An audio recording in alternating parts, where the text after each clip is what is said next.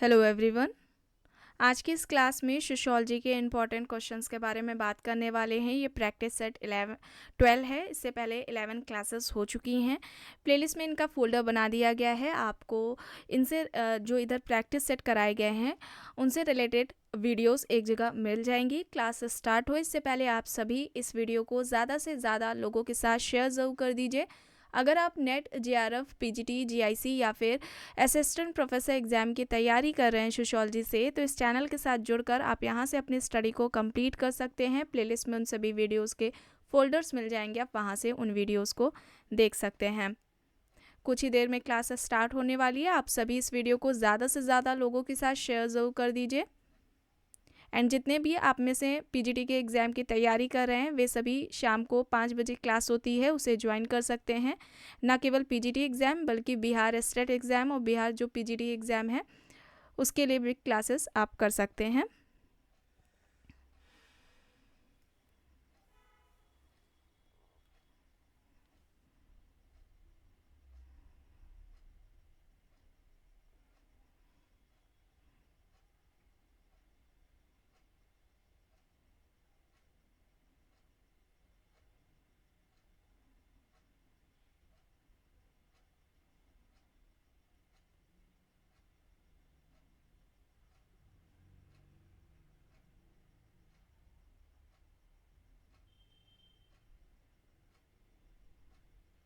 Okay.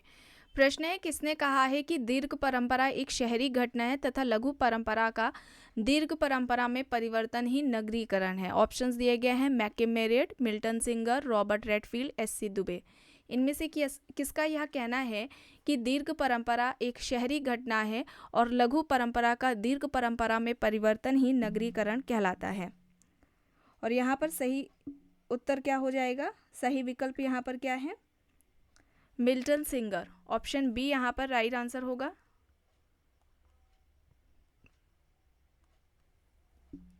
Milton singer है, B यहाँ पर राइट है।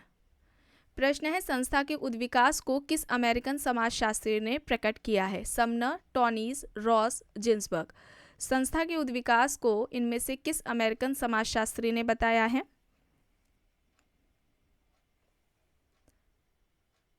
समनर।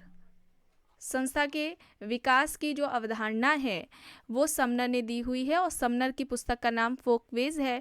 और इसके अलावा समनर ने समूह के 2 प्रकार बताए हैं, अंतः समूह और बाह्य समूह। इन ग्रुप एंड आउट ग्रुप का जो कॉन्सेप्ट है वो समनर ने दिया हुआ है। नृजाति केंद्रवाद की अवधारणा भी समनर ने ही दी है। प्रश्न है, मैसूर के वांगला गांव का अध्ययन किया है? M N. Srinivas, B R. Chauhan, T S. Epstein, T H. Marshalls. Options हैं। यहाँ पर सही क्या है? मैसूर के वांगला गांव का अध्ययन किसने किया है?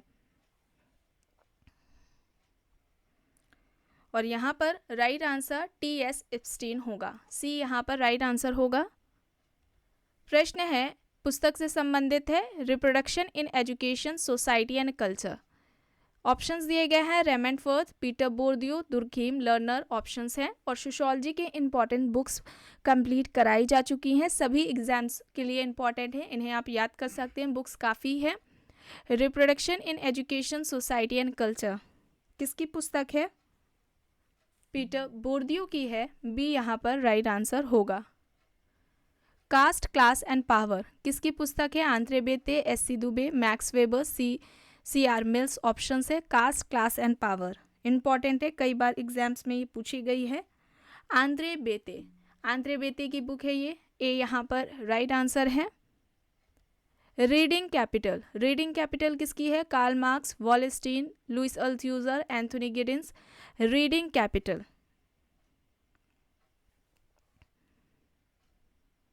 सही यहाँ पर क्या होगा? रीडिंग कैपिटल किसकी है? अल्थ्यूजर की है। ऑप्शन सी यहाँ पर राइट आंसर होगा। अल्थ्यूजर को नव मार्क्सवादी विचारक कहा जाता है। ऑप्शन सी यहाँ पर राइट है। प्रश्न है, महिला स्वयं सिद्धि योजना संबंधित है? महिलाओं को मुक्त न्यायिक सहायता प्रदान करना, महिलाओं का सर्वांगीण विकास करना, महिलाओं का सामाजिक आर्थिक सशक्तिकरण करना, ग्रामीण महिलाओं में स्वास्थ्य के प्रति जागरूकता को उत्पन्न करना। महिला स्वयं सिद्धि योजना से संबंधित पूछा जा रहा है। यहाँ पर सही क्या है? सही हो जाएगा महिलाओं का सामाजिक आर्थिक सशक्तिकरण करना। सी यहाँ पर राइट आंसर होगा। प्रश्न है सामुदायिक विकास कार्यक्रम में शामिल नहीं है कृषि कार्य, स्वास्थ्य, समाज कल्याण, अपराध। आपको कमेंट बॉक्स में बताना है सामुदायिक विकास योजना कब आई थी। इसमें जो कार्यक्रम में शामिल नहीं है ये पूछा गया है। और यहाँ पर सही क्या होगा? अपराध होगा, क्राइम। डी यहाँ पर राइट आंसर होगा। ठीक है, डी यहाँ पर राइट है। प्रश्न है समेकित ग्रामीण विकास कार्यक्रम का प्राथमिक उद्देश्य क्या था? देखिए प्राथमिक उद्देश्य पूछा जा रहा है। ऑप्शन है श्रम की समस्याओं के समाधान के लिए, ग्रामीण बेरोजगारी को समाप्त करने के लिए, कृषि उत्पादन में वृद्धि के लिए, निर्धनता उन्मूलन के रूप में। समेकित ग्रामीण विकास कार्यक्रम का प्राथमिक उद्देश्य क्या था? कृषि उत्पादन में वृद्धि के लिए। सी यहाँ पर राइट आंसर होगा। प्रश्न है नीचे दिए गए लेखकों और अवधारणाओं में से गलत कथन का चयन कीजिए। कार्ल मार्क्स, प्रकृति और संस्कृति दो विपरीत ध्रुव हैं। अगस्त कॉम्ट, सामाजिक स्थायित्व और सामाजिक गतिशीलता। विल्फ्रेडो पेरेटो, अभिजन का चक्रीयकरण। लेवी स्ट्रॉस, संस्कृति संचार के रूप में। गलत बताना है।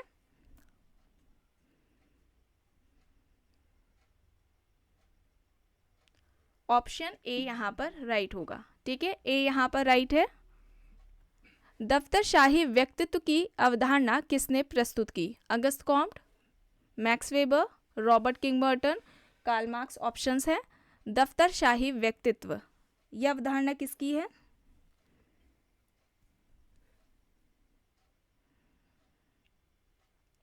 सही हो जाएगा मैक्स वेबर।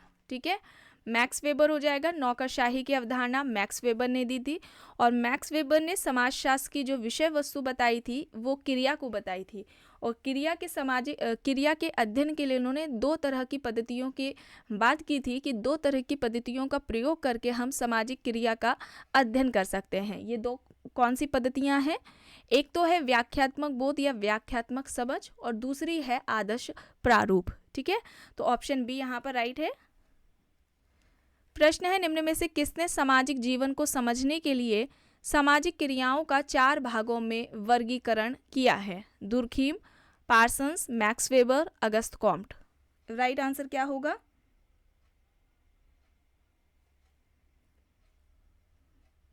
सामाजिक जीवन को समझने के लिए सामाजिक क्रियाओं का 4 भागों में वर्गीकरण किसने किया है? और यहाँ पर सही हो जाएगा मैक्स वेबर। ऑप्शन सी यहाँ पर राइट होगा। अभी बताया आप लोगों को, इन्होंने समाजशास्त्र की विषय वस्तु सोशल एक्शन को बताया था और इस एक्शन के स्टडी के लिए उन्होंने 2 मेथड्स बताए थे, व्याख्यात्मक बोध और आइडियल टाइप, आदर्श प्रारूप। और इन्होंने सामाजिक क्रिया के 4 प्रकार भी बताए हैं। कौन कौन सी सामाजिक क्रिया है? तार्किक क्रिया, दूसरी इन्होंने मूल्यांकनात्मक क्रिया बताई है, तीसरी भावनात्मक क्रिया और चौथी परंपरागत क्रिया। चलिए आगे देखते हैं। प्रश्न है यह कहना किसका है कि स्तर विहीन समाज सिर्फ कल्पना है, वास्तविकता नहीं? ऑप्शंस दिए गए हैं Sorokin, Ginsburg, Parsons, बोटोमोर।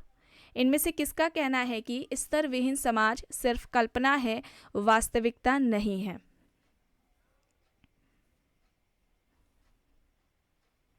Sorokin, option A यहाँ पर राइट आंसर होगा। किसके अनुसार सामाजिक नियंत्रण नियोजित अथवा अनियोजित प्रक्रियाओं और अभिकरणों के लिए एक सामूहिक शब्द है?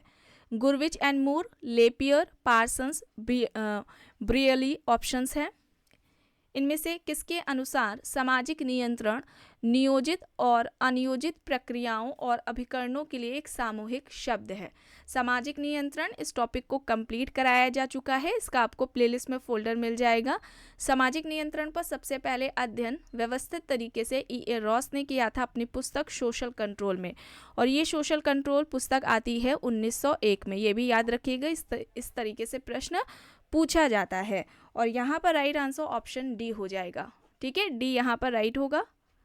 प्रश्न है सहज नियंत्रण की अवधारणा से संबंधित है? ऑप्शन है Kimball Young, Gurvitch and Moore, Lapiere, J.H. Fichter, सहज नियंत्रण की अवधारणा किसने दी हुई है? और यहाँ पर राइट आंसर हो जाएगा सहज नियंत्रण की अवधारणा गुरविच एंड मूर की है। ऑप्शन बी यहाँ पर राइट आंसर हो जाएगा। नेक्स्ट है, किसके अनुसार अपराध कानून का उल्लंघन है? टॉफ्ट, हैकरवॉल, लैंडिस, सदरलैंड। अपराध कानून का उल्लंघन है, यह तर्क किसने दिया है? और अपराध यानी कि क्राइम, इस टॉपिक को भी कंप्लीट कराया जा चुका है, इसका भी आपको प्लेलिस्ट में फोल्डर मिल जाएगा, वहाँ से आप इस टॉपिक को कंप्लीट कर सकते हैं। एंड जितने भी क्लासेस अभी तक ली जा चुकी हैं उन सभी का प्लेलिस्ट में फोल्डर बना दिया गया है, आपको वहाँ पर सारी वीडियोस मिल जाएंगी। और यहाँ पर हैकर वॉल होगा, बी यहाँ पर राइट आंसर होगा। प्रश्न है, किसके अनुसार आधुनिकता बहुआयामी है, इसमें परिवर्तन और गत्यात्मकता अंतर्निहित है? विकल्प है Anthony Giddens, Dipankar Gupta, Parsons, max weber. इनमें से किसका यह मानना है, कहना है कि आधुनिकता बहुआयामी है और इसमें परिवर्तन और गत्यात्मकता अंतर्निहित होती है? एंथोनी गिडेंस का ए यहाँ पर राइट आंसर होगा। दुर्खीम ने अपनी किस पुस्तक में सामाजिक तथ्य अवधारणा को प्रतिपादित किया है? The division of labour in society, the suicide, the rules of sociological methods, the elementary forms of religious life. ये सारी बुक्स दुर्खीम की है। इनमें से किस पुस्तक में दुर्खीम ने सोशल फैक्ट यानी कि सामाजिक तथ्य की अवधारणा दी है? सही यहाँ पर होगा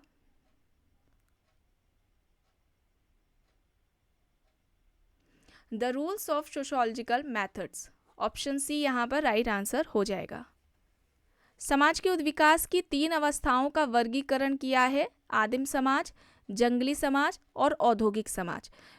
विकल्प हैं दुर्खीम, स्पेंसर, मॉर्गन, मर्डॉक। समाज के उद्विकास की इन 3 अवस्थाओं का जो वर्गीकरण है या विभाजन है, इनमें से किसने किया है?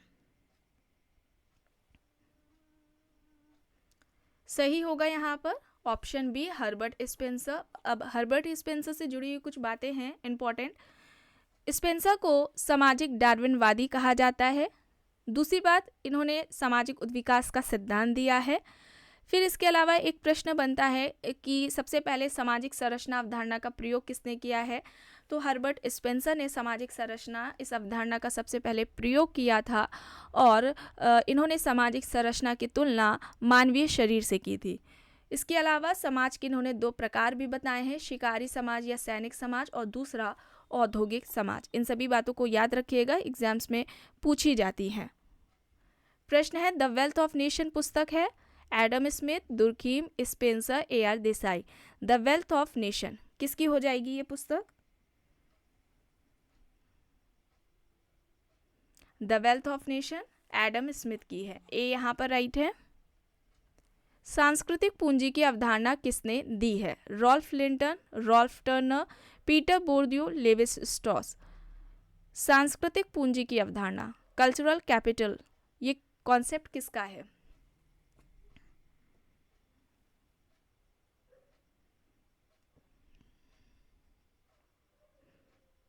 प्रतीकात्मक पूंजी की अवधारणा भी पीटर बोर्दियो ने दी है, यहाँ पर बोर्दियो होगा। ऑप्शन सी यहाँ पर राइट आंसर होगा।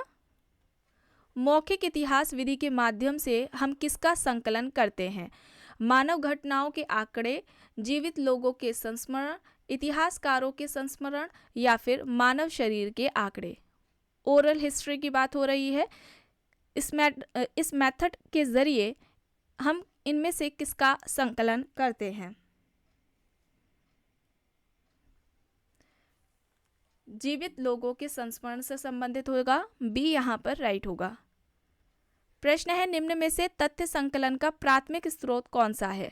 लेख, पुस्तक, समीक्षा, शोधपत्र, पुस्तकें, पाठ्यपुस्तक, इंसाइक्लोपीडिया, शब्दकोश, हैंडबुक। साहित्य, कला, संगीत के कार्यों की समीक्षा या फिर उत्तरदाताओं से सीधा साक्षात्कार। प्राथमिक पूछा जा रहा है, प्राइमरी, तो क्या होगा यहाँ पर? उत्तरदाताओं से सीधा साक्षात्कार होगा, डी यहाँ पर राइट होगा। प्रश्न है, निम्न में से तथ्य संकलन का प्राथमिक स्रोत कौन सा है? ये रिपीट हुआ है। चलिए आगे देखते हैं। मैक्स वेबर ने प्रोटेस्टेंट आचार व्यवहार के अपने अध्ययन में किस पद्धति का प्रयोग किया? सर्वेक्षण विधि, प्रत्यक्ष साक्षात्कार, अवलोकन पद्धति या फिर इनमें से कोई नहीं।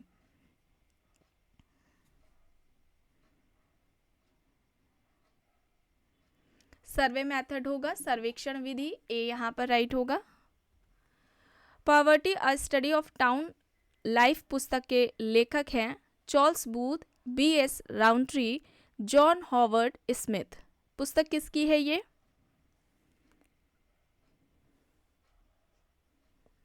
B.S. राउंट्री की। ऑप्शन बी यहाँ पर राइट होगा।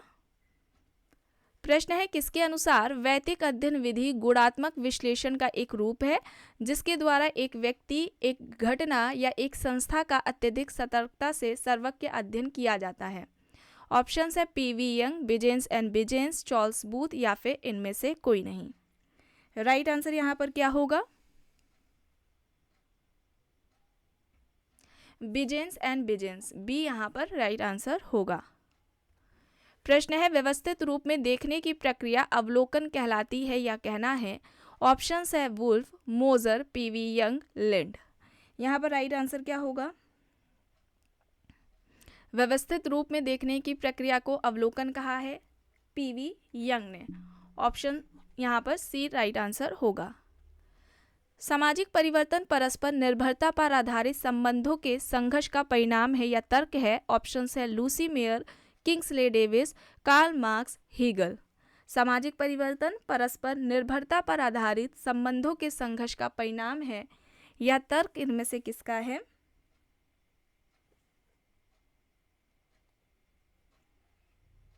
कार्ल मार्क्स का। ऑप्शन सी यहाँ पर राइट आंसर है। एंड कार्ल मार्क्स को कंप्लीट कराया जा चुका है।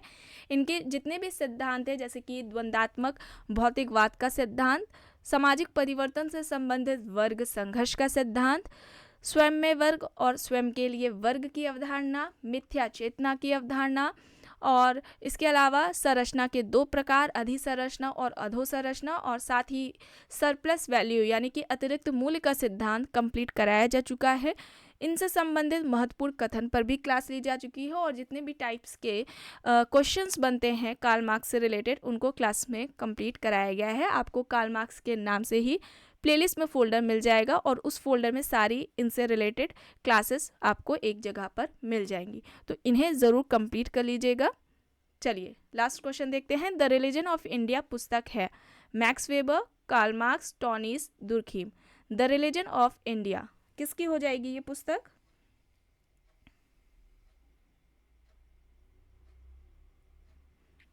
मैक्स वेबर की है। ऑप्शन ए यहाँ पर राइट आंसर है। तो आज की क्लास में बस इतना ही। आई होप ये आपको पसंद आई होगी। अगर पसंद आई है तो प्लीज़ लाइक करिएगा, कमेंट करके ज़रूर बताइएगा। चैनल पर अगर आप नए हैं तो चैनल को भी ज़रूर सब्सक्राइब कर लीजिएगा एंड इस वीडियो को जितना हो सके ज़्यादा से ज़्यादा लोगों के साथ शेयर भी ज़रूर करिएगा।